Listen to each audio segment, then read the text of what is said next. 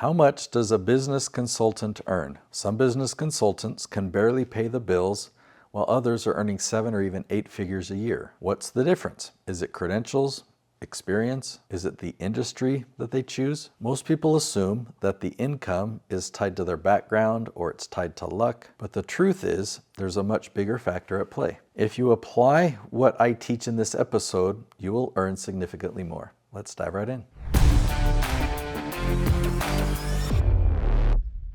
There are a lot of myths out there about what consultants earn and how to determine that. So let's dispel these myths. There's 3 of them. Myth number 1, income is mostly about experience and credentials. Well, I'll just say right now, those things are important, more the experience than the credentials, but there's another factor at play that is the critical missing piece. Myth number 2, if I just raise my hourly rate, I'll earn more. Well, if you can raise your hourly rate and keep the same number of clients, then yes, you'll earn more, but that's a very short vision, right? You're not going to be able to scale and keep raising your prices throughout your career. Myth number 3, the industry itself determines how much consultants earn. Well, I know where that one comes from. You've probably gone to Google or ChatGPT and said, how much does this type of a consultant make per year? And it will tell you the average income for that type of consultant. But I'll tell you that there is a very wide gap in consulting. There are people that are making much less than that number that you found, and there are people making way more than that number that you found. So let's talk about business model choices. Do you provide hourly coaching, or do you provide packaged or outcome-based services? Decision in your business model here is the biggest factor in determining your income. By the end of this episode, you should understand that concept a little bit more. I also want to talk about whether you should be a general consultant, so consulting on a lot of things,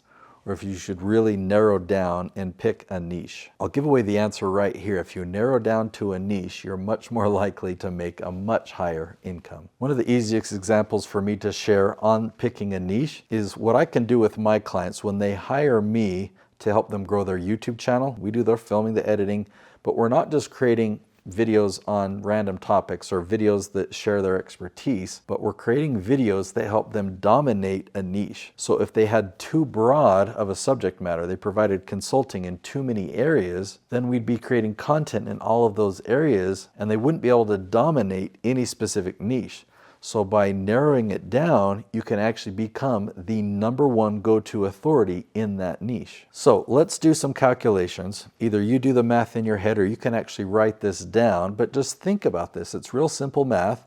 Let's say you consulted for $150 per hour. I mean, you can choose whatever number you want. So take that number and multiply it by the number of hours that you're going to provide that consulting. Now you might say, well, what if I work 40 hours a week? Is that realistic? Because how are you going to get those clients? You're going to have to do some sales calls. You're going to have to do some marketing. There's other hats that you wear. So what's the realistic number? Whether it actually is 40 or whether it's 20. So you take the dollar per hour that you charge, 150 per hour, times the number of hours, or maybe you could choose the number of hours per month. If you work 40 hours a week, that's roughly 160 hours a month. And what's that number? So that's your monthly income. If you multiply it by 12, that would be your annual income, right? And you can play around with the number. What if I increased my hourly rate to 200 or to 250 or to 300?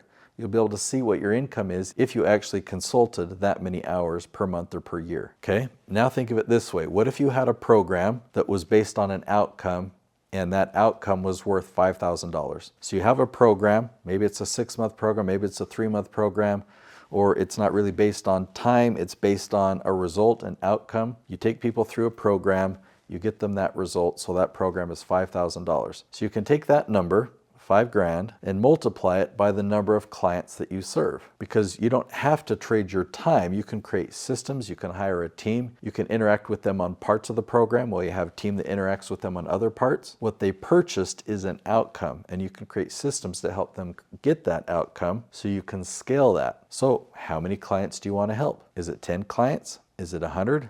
Is it 1,000? My hope in having you do some simple math like that is just really seeing the numbers. When you do hourly pricing, no matter how much you raise your prices to, there is still always that ceiling that you can't surpass. But with the outcome-based pricing, you're going to help people achieve more results, you're going to create more of a legacy, and you can obviously scale and grow and have a bigger impact. What's the realistic income potential for a solo consultant? Well, I can tell you this from my experience. I currently produce over 60 different YouTube channels. I have many clients that just from the YouTube leads that we're generating into their consulting business, they're generating 7 figures and multiple 7 figures per year. In fact, I've got a couple clients that are generating multiple 8 figures per year from consulting. Do I need a team to make 7 figures as a consultant? There's probably exceptions to this, but my belief is yes, you do need a team, but you need to create systems. If that's something you'd like to have more in depth of a conversation with, I'll link to another episode I created right up here about how to create systems in your business. Do I need to create products or courses to scale beyond 6 figures? Well, the biggest takeaway that I want you to have from this episode